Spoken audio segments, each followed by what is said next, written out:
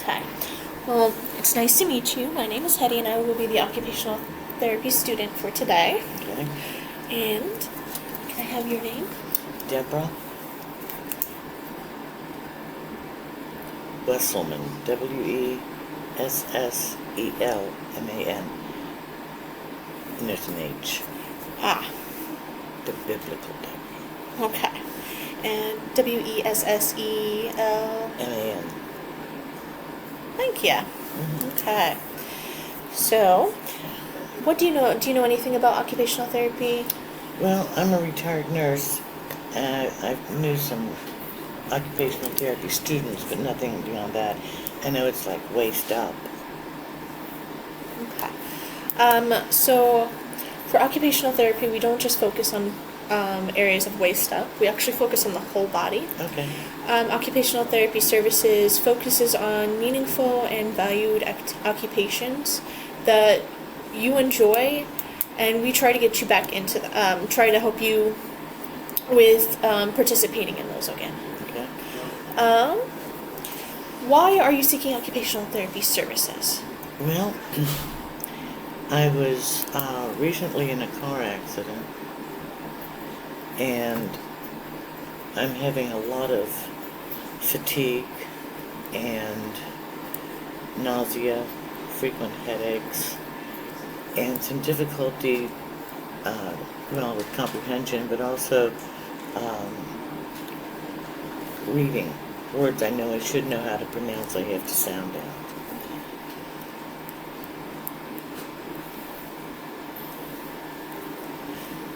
Okay. So, tell me a little bit about yourself. So, what are some of the things you like to do, like to engage in? A little bit of history on you. Well, my biggest hobbies have been sewing and quilting, reading, although I can't really hold a book anymore, so actually listening to books. I've never been real physical, like, I'm going to walk 3 miles today. I know that I need to be doing more physical stuff, but I have 2 knee replacements which weren't very successful, and I have, some feet issues that every now and then. They're just stepping down is painful. But yet, yeah, I know I should be doing it physically. I know you said that you enjoyed sewing and quilting and listening to books. Is there any activities or organizations that you like to participate with in the community? No, not yet. I just moved back to Quincy, a few months ago. And then the car wreck was about a month and a half ago. It's really kind of knocked me for a loop. I get in the car, set the GPS, go to that location, and realize that wasn't where I wanted to go. I entered it wrong. Oh, okay. And did you previously live in Quincy? I know you said you moved back. I did, So where were you at before that, then? If you don't mind me asking. Before Quincy? Yeah, before Quincy. Northern Kentucky. Did you like it up there? Not particularly. Okay. I know you said you were a retired nurse. I caught that. How long were you a nurse for? I guess I was a late bloomer, so I graduated, I think it was 48, retired at 65. Would have liked to have worked longer, but my knees just wouldn't take it. Where did you go to school for your nursing? University of Cincinnati. I have a BSN.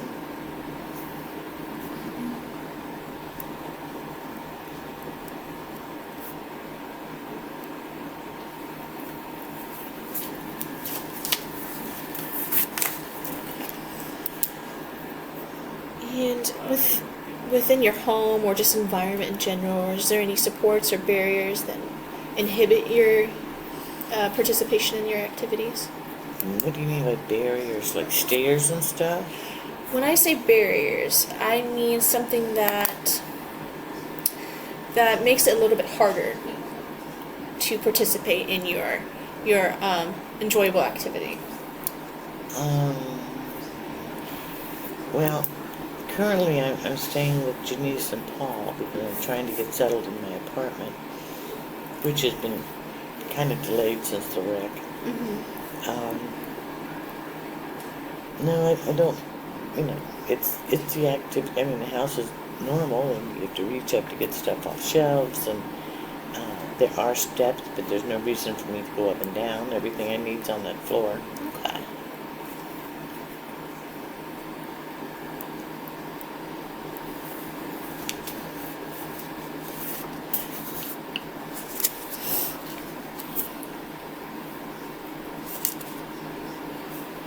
And what are some of the goals or priorities that you have for occupational therapy services? Well,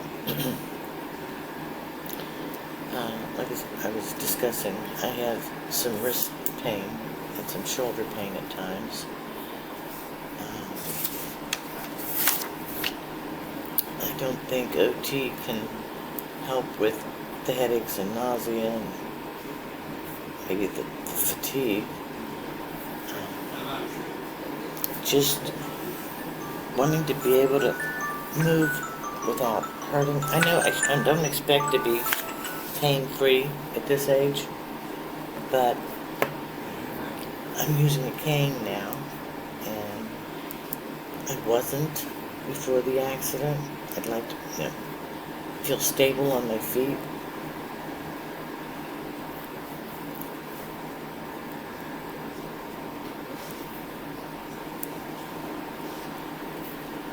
I'm concerned about falling because I'm wobbly.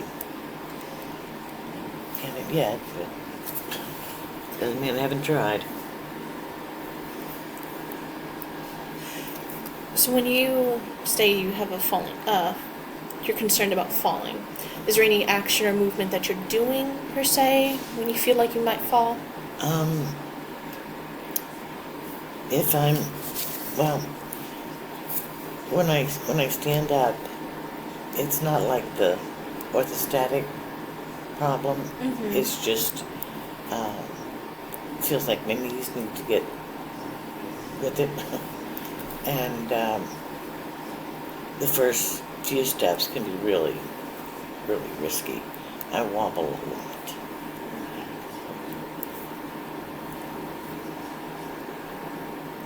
To the point that if we go to the grocery store together and we need one cart, I get one anyway for That support. mobile walker. Yeah. And what are some roles that you may have? When I say roles, I know you say you're a retired nurse. So what other kind of roles in your life that you think that you engage in? So like, for example, wife, friend, sister, along those lines. What are some roles that you identify with? Well, my children are all out of state, and I don't really know anybody in Quincy except Janice and Paul. So it's my interaction is kind of limited with people. I had thought of trying to get involved in some kind of volunteer something, book club, but that was the plan for after I got settled in my apartment, but now that's kind of gone by the wayside for hopefully only a while. Okie dokie, hokey pokey. We're not in a good spot. That fell down and now the lights are out. I don't want to sit here anymore. Well. Is it motion activated?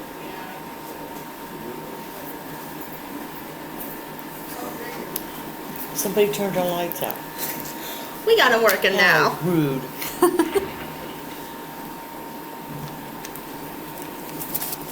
Okay.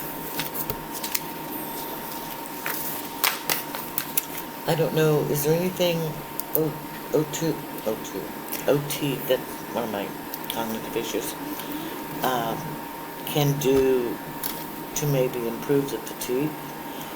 So yes, we can see about what your energy levels are throughout the day, how you can engage in some of the activities that you love, the occupations that you love to do, and when it would be probably best to be able to do it. We can figure out different techniques to help with doing that. When you say fatigued, is it a constant fatigue, or is it something like that starts later in the day or earlier in the day? When do you notice yourself to be fatigued? I can't remember waking up feeling refreshed and ready for the day. And since the accident, I've been sleeping a lot more. I do have to take trazodone at bedtime, or I'm going to be up all night. And that'll give me sleep for about 3 to 4 hours. Then I'm up for a couple of hours. But recently, yesterday, I spent the whole day in bed, sleeping off and on.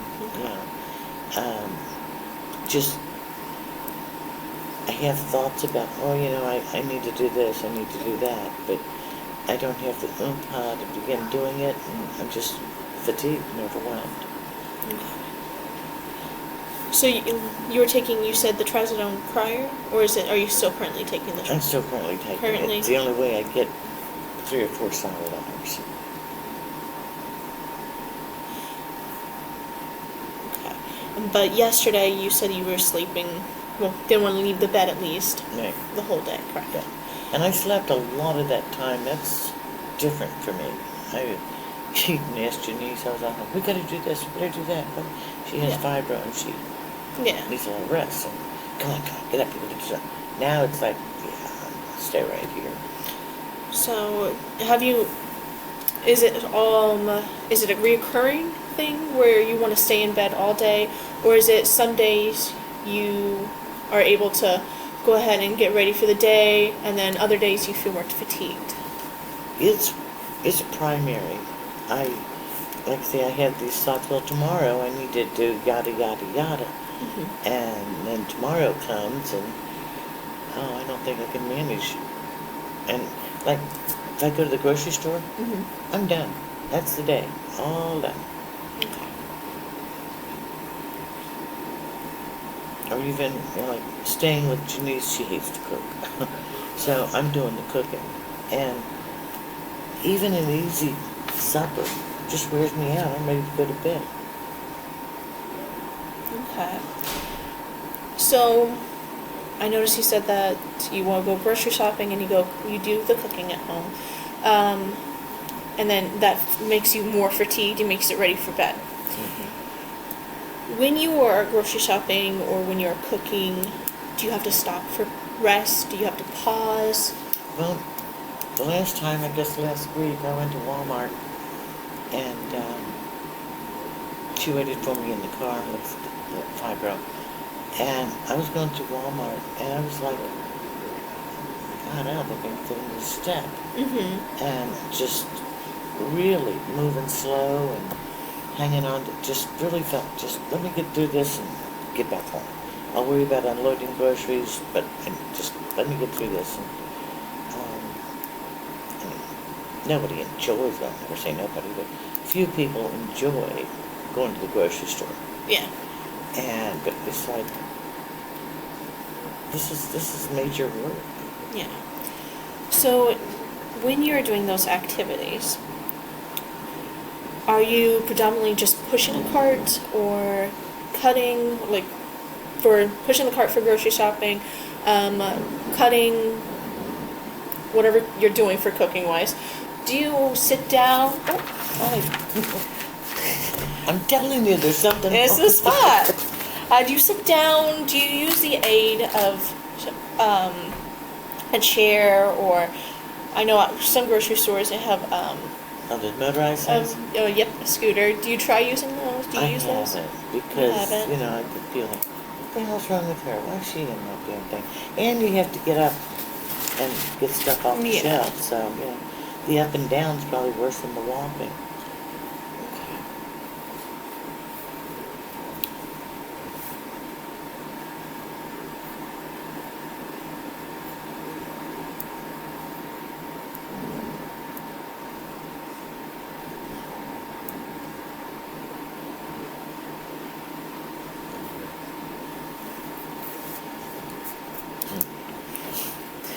I remember one day I went to Walgreens. I went in to look for a brace. Yeah. No, it was Walmart. Look for a brace. Mhm. Get some few groceries. And I got the groceries, and I was standing there thinking, I know I'm supposed to do something else. Well, checked out, got to the car, unloaded the groceries, got in the car and said, shit. I forgot what I went in there for. You know. Yeah. Go back in and I know that, you know, these things happen. Mm-hmm. Well, my age. But it's just very frustrating. Yeah. And since the wreck, it's gotten scary. Yeah. So have you noticed this becoming more of a noticeable after the wreck, or was it something that occurred prior to the wreck? It occurred prior to the wreck, but it was more like going into a room and saying, what the hell did I come in here for? It was not normal to primarily go for one thing, come out with other stuff, and forgot the one thing. Yeah. But I think that's more cognitive. Mm-hmm. If you had a technique, I'd be willing to try it. So, I know you said that you're having difficulty remembering or recalling some of the stuff that you're going out for Mm-hmm. the grocery store or Walgreens. I don't know if you can count that as a grocery store. I don't know what you would count that as a store. So when you do that, do you prepare a list? Oh, yeah. You do prepare a Yeah. list? I have a list on my phone for groceries and Walgreens and stuff. Mm-hmm. And while I'm going to the grocery store, I'm also, because limited income, doing the calculator. So Yeah. I know that, you know. And then I'll do something and it messes up. And so it's just really stressful. Yeah. Have you tried writing down what you are trying to get, and so that way it leaves up your phone for calculations, and then you still have something written down? No, I could try that. Usually I forget the list when I was writing the list, but yeah, I could try that. Okay. It's a spot, I'm telling you.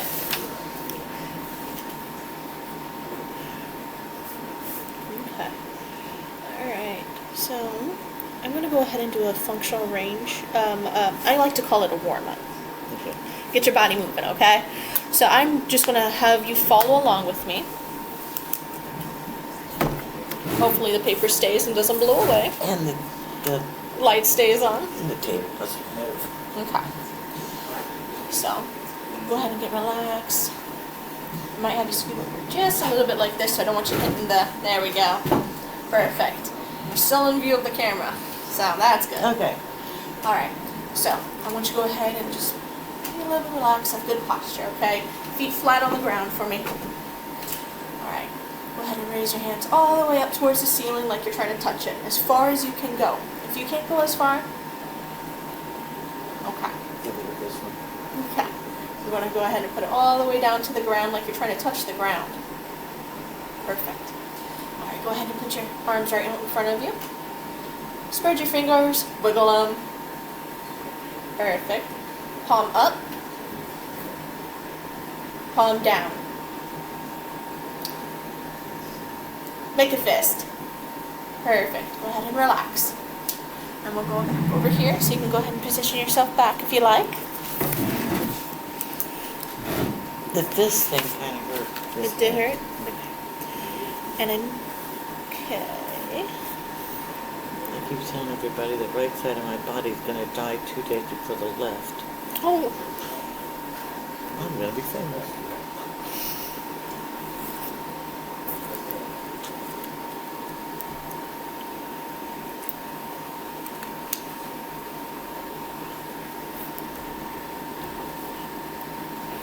and there goes the lights again.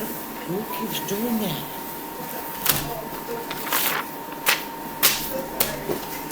And it was going to blow. Thank you. Okay. Yeah, we're possessed over here. Stuff is happening. Okay. Trying to reorient myself now. Okay. So I noticed you said that your hand hurts when you made that But then fist. yeah. Has that been something that occurred prior to the? Yeah, that's been a problem before the wreck. It seems to hurt more like if I'm driving. Okay. I only really drive supervised anymore because I tend to get lost in Quincy. But, yeah. Okay. And then I noticed that your right shoulder can reach as far as your left. Yeah. Did you have any surgeries and your injuries? No, No? Okay. I think it's just the right side declining faster than the left. Of course, realistically, it's dominant side, so I guess it does take more wear and tear. And I know you said it's painful for when you make a fist. When you raise your shoulder, is there any pain No. for when you raise your arm? Oh. Jeez Louise. I don't think this spot breaks me all too much. Let's just put this across the corner of your paper so it doesn't blow away. You were asking me about pain. When you raise up your arm as far as it can go for your right side, is there any pain? I begin to feel some pain. You do feel some pain? I can probably force past there, but it's only going to increase the pain. Okay.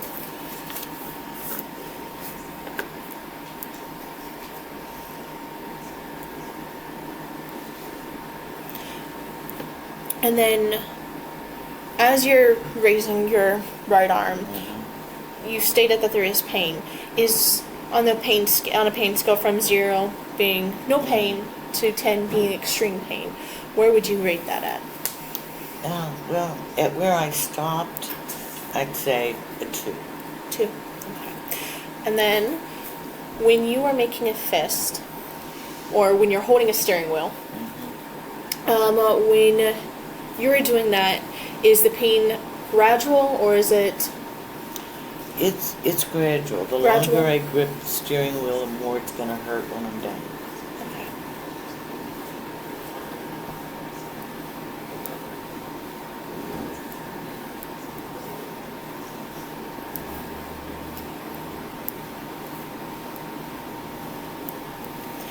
Okay. And on the pain scale, 0 being no pain, 10 being extreme pain, how would you say the motion of gripping or making that fist is? Does it continue to rise to a point where you have to let go? If I'm just making the fist, it's 1 or 2. 1 or 2. If I really try to make a fist, like I'm going to jack somebody's jaw, then it's more. Okay. Okay. So occupational therapy does help with range of motions, muscles, all of them. But occupational therapy can also work for cognitive as well. Cool. So we can focus on that. And so there's preventative education all along those lines. So that way we can help you regain participation in the activities or occupations that you like to enjoy, essentially. Well, that's interesting because I just recently went through a neurological psych evaluation for, I guess, cognitive and stuff. And if they, recommend, we'll see if they recommend something with OT for my cognitive stuff, because you can sit and talk about your problems till the cows come home. Yeah. But I'm really more interested in something that's going to at least keep things from not getting worse. To sustain it, yeah. So you can also talk to, was it a neurologist you stated? I'm sorry. Was it a neurologist you stated that you're talking to? Yeah, it was a, I can't remember her name, Dr. somebody. If I turn this off, I have a terrible time getting back on. It was... And it's okay if you can't. It was neurology, behavioral assessing. If you want to, you can also ask them about what their viewpoints on occupational therapy, getting referrals sent in for that. Okay. That's something that you can do as well. What can OT do for cognitive? So, occupational therapy can help with, so let's say focusing energy levels, working towards sequencing, initiating, continuing an activity, figuring out what areas that you are having some difficulties with, essentially. That way we can focus on, let's say, you mentioned having electronic notes for when you're going out shopping. We can probably try to find an alternative so that way you're able to stay on with your activity that you might enjoy. Some shopping you might not always enjoy doing. So that way you can still engage and participate in that activity just in a different way. Okay. So we're focused on sustaining and restoring. Okay. I think I have everything that I need to get. Okay. Well, it was nice meeting you. Nice meeting You have a wonderful day. you. You too.